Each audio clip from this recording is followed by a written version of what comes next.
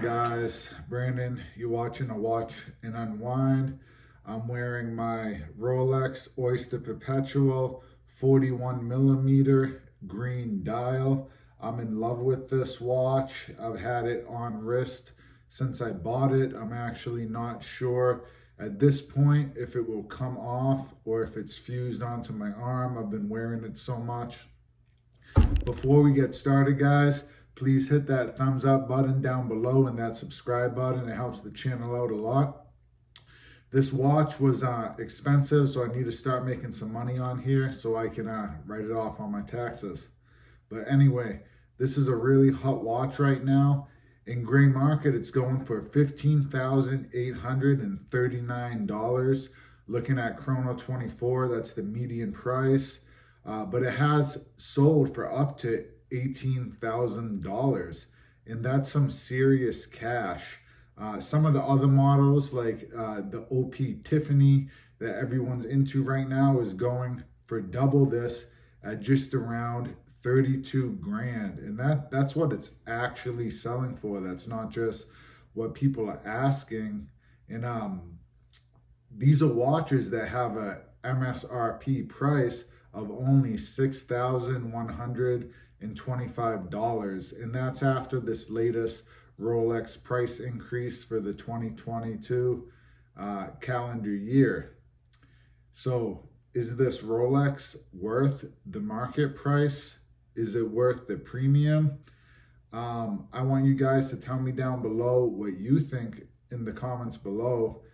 And I will tell you this, I have absolutely no plans on selling this watch. I recently actually found out that I'm going to be having a baby. It's my first baby. So this watch isn't for me, it's for them. I'm going to just hold on to it for the next 18 years or so, but I would like to pass this watch down. Hopefully they like watches as much as I do. But what I did want to do today was take a look at some other watches that you could get if you did have $15,000 lying around.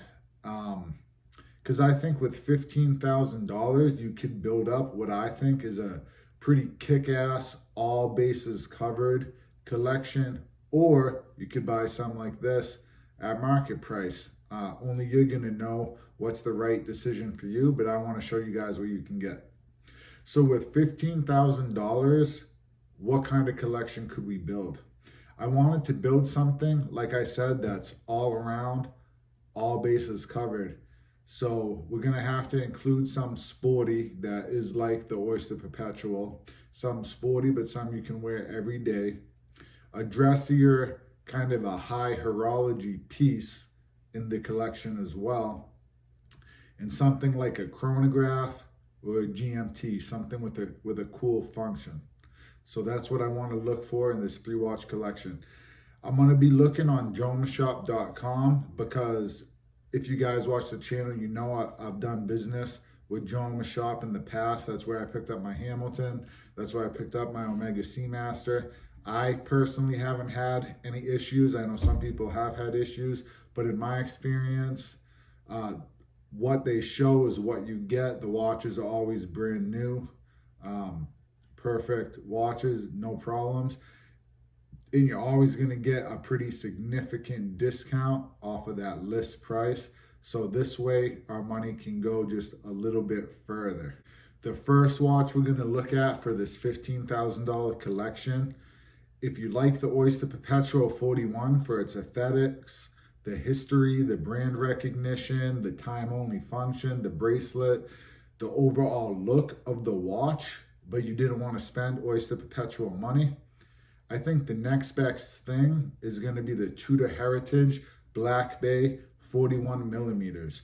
We're getting the same sizing, basically the same bracelet, same level of detail. This is Rolex's sister brand, Tudor. And this watch looks a hell of a lot like the Oyster Perpetual 41 millimeter.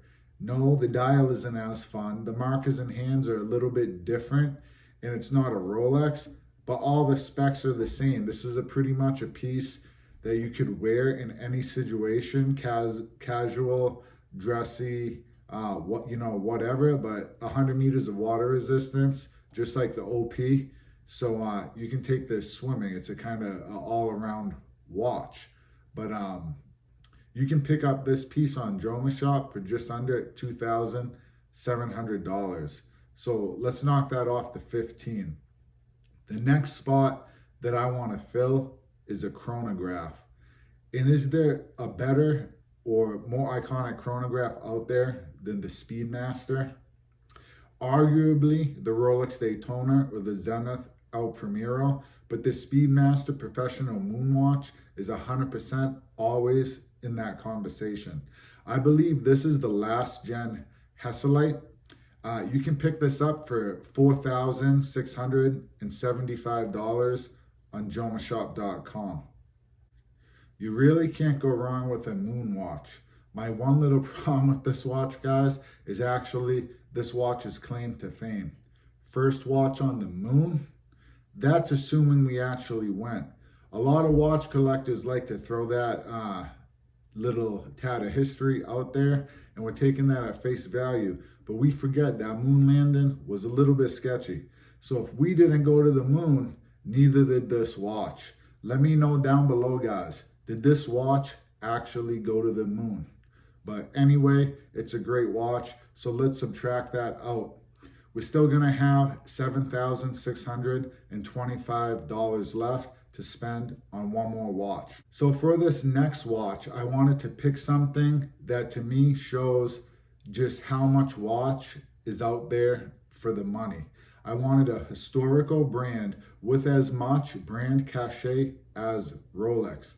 But this is a pretty arguably big step up from the finishing movement and the overall presentation of even what a brand like Rolex has to offer for the money. So I decided on this, the Glashewit Original Panoramic Lunar. This is a watch that retails just under $10,000, but it's usually compared to brands like Lang for the obvious reasons.